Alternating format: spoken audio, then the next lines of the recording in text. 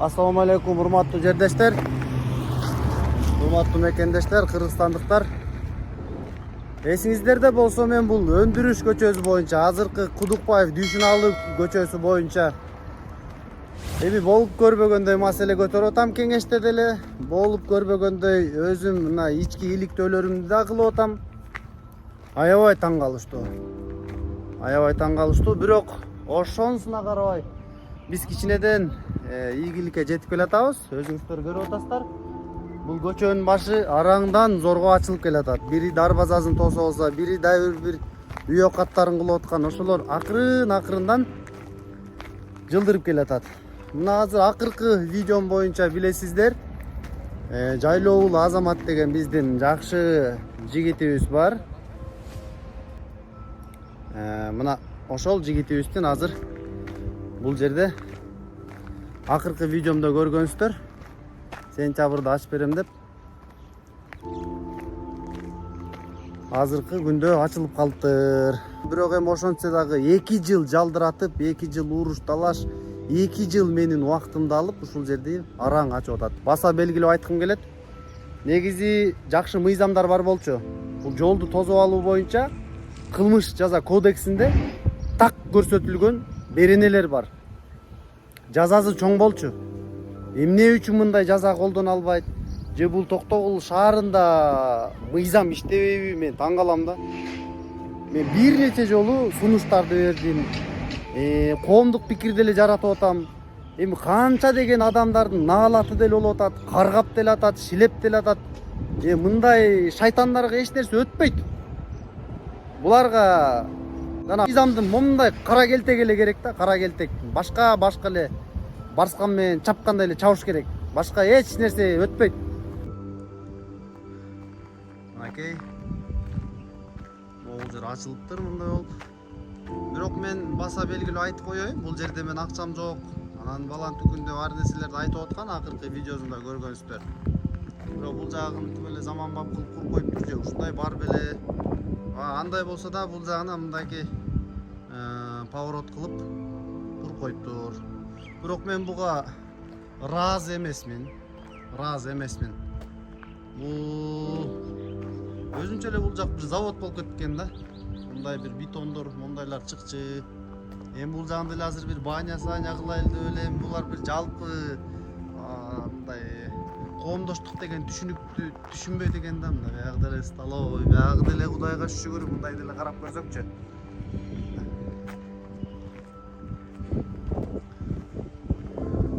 Бул жакта көрдүңүздөр бетондор бар экен. Эми толук кандуу дагы деле ачыла эле экен. Качан ким эмне кылып баштырат? Бирок ошончо дагы биз аракетибизди кыла беребиз, күрөшөбүз. Андан кийин наркы жактар бар, алар менен да күрөшөбүз. Өзүнчө эле завод турбайбы бияга? Жакшы. Мына азыр жакын арада мэр өзүнүн көзөмөлүнө алып, мына могу фундаменттерди бузуш керек. Ошондой достор, мына эптеп мындай кыбырап, эптеп жылып атабыз. Могул жерлерди ачыш керек экен, толук кандуу ачсак анан иш болот. Мына азыр бул транспортты деле көрдүңүздөр. Мындайынан келип, мындайынан кетип оокат кылып атат да эми. Булар деле өз кезегинде өздөрүнүн оюн айта албайт да. Болбосо көрдүңүздөрбү? Мына бул жакта чоң ишкана бар экен. Сиздерге көргөзөйүнчү. Ишканаларга деле бары үйрө экен буларга делечи. Биягын тосуп койсо деле мындайынан айланып келе берет экен. Бул деген элдин жери. Кадимкидей элдин жери бул. Жалпы болуучу жер, жол. Өңчөй жолду тоскон бул шариятта деле айтып атат, башкада деле айтып атат. Түшүнбөйт экен да буларчы. Мына бул жак ишкана кадимкидей мына. Песка блок чыгарат. Ушулар деле КАМАЗдар менен алып келип атат мындай. Өзүңүздөр деле түшүнүп турасыздар да. Ушулардын бардыгы иш кылып атат. Мына буларга шарт түзүп бериш керек да. Мына песка блок чыгарат, көрдүңүздөр. Эми ушул мындайдан жол ушундайдан келет да, мындайдан жол келет. Анан жолду ушул бир өңчөй жол менен эле мондай болуп туруп жүрүшөт да буларчы. Көрдүңүздөрбү? Мына мен сизге көргөзөйүнчү жакшылап. Мондой болуп буралып келет. Gördünüzler mi? Мына жалаң оңго кетишет да мында болчу. Бул жагы мал базар болчу мурун тим эле быкылдап. Эми бул жагында мына көрдүңүздөр. Сол жагына да кеткенге мүмкүнчүлүк болуш керек. Не жалаң эле оң жакта жүрөбү токтолдуктар.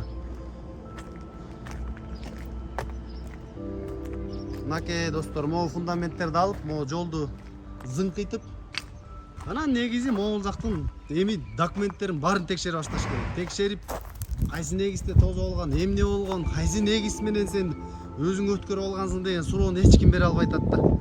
Коркотпу, же билбейм. Мына мерге келген ошол мээрлик жетекчиликке келгендер тим эле иштеш керек да, майын чыгарып. Салам алейкум, аке. Мондайдан жол ачып алып турсуздар го сиздер, э? Ия. Жакшы, сиз мага жооп бере эле коюңузчу. Мондайдан дайыр жол ачып алып турсуз го. Жол эмес.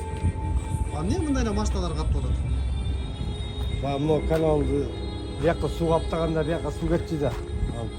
Жол жаштакай эле жол ачабыз деп биз мен аракетин көптөн бери көрүп атасыздар. Жол менен эле жүрүңүздөрчү мындай эле. Жол бул жөн эле баа топкатта турган алган. Берге бир нерсе мындай тигип койсок сонун болот эле да, жашылча, кара. Жол эмес. Ошо жол менен аттаңыздар да. Жемне бул жолду бирөө оформить этип анан бияктан өзүнчө жол кылып атасыз. Мындай эле каттап атпайсызбы? Айтыңыз балдарга терге шагыл төшөп бир нерсе курайын деп атабыз же. Ал жерде труба коюп, шагыл төктү да. Сиз бияка көчкөлө болдуңузбу? Тиги жерде эмес белеңиз? Тиги жерде эмес даңызчы. Ал мен эмес болчу. Сиздики эмес беле. Бул ким менен келишим түздүңүз? Кандай келишим? Жок, могул жерде ким менен келишим түзүп, кимдин негизинде алдыңыз? Могул жерде турган жериңизде. Бул менин хотум менен барат. Жок, хотуңузду түшүндү. Бул жерге жашыл китебиңиз барбы? Жок, кызыл китебиңиз. Бул жерге? Бул жерге берем деген азыр. Ким берем деди? Берелик азыр бербей атабыз. Жок, ким берем деди? Мэрия да. Мэрия ким эми? Жок, берем деген жок, азыр бербей атабыз. Сиз өзүңүз эле билип эле кое алдыңыз ба?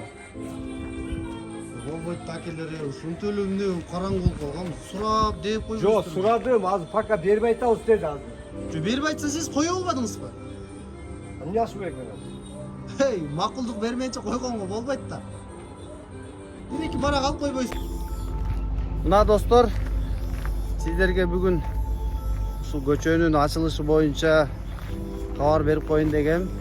Куттуктап коеюн дегем. 2 жылда араңдан зорго жалпы кеңеш, 4 мэр, бир нече аким мына ушул жерде араң жылдырдык. Араң 4 ролик тартып окшойт бул боюнча. Канча сын пикир, канча сөз болду, канча уруш болду, канча кас болду. Жок экен, Азамат. Араңга жок алабыз. Өтө бет. Негизи бул маселени мен кеңештен көтөргөндө эле мэрлер аракет кылып эле ачыш керек. Жолду ачып койчу. Көрдүңүздөр. Азыр мен мыйзамдардын баардыгын да коюп берем бул жерде. Кандай мыйзамдар бар болчу? Ал мыйзамдарды эмнеге аткарган жок? Мен билбейм эми. Чоң коррупция жатабы бул жерде? Же ушул адамдардан коркобу? Же билбейм, бул өлкөдө мыйзам иштебейби? Ушуга окшогон суроолор туулуп берет да мендечи. Ошон үчүн каналдан алыстабаңыздар, подписка басканды унутпаңыздар, мага катталып коюңуздар. Биз болсо мындан ары да күрөшөбүз. Токтобойт, күрөшө беребиз. Айткандан биз тажабайбыз. Мына могул жерде билесиздер, жогорку кеңештин депутаты Аккулуу деген бар экен. Андан мурун да депутат болгон, азыр да бир депутат болуп келейин деп атат окшойт. Мына bunun дагы могул жердеги көрдүңүзбү, электр чоалгылар тосуп алган, эми буну да кайталагам.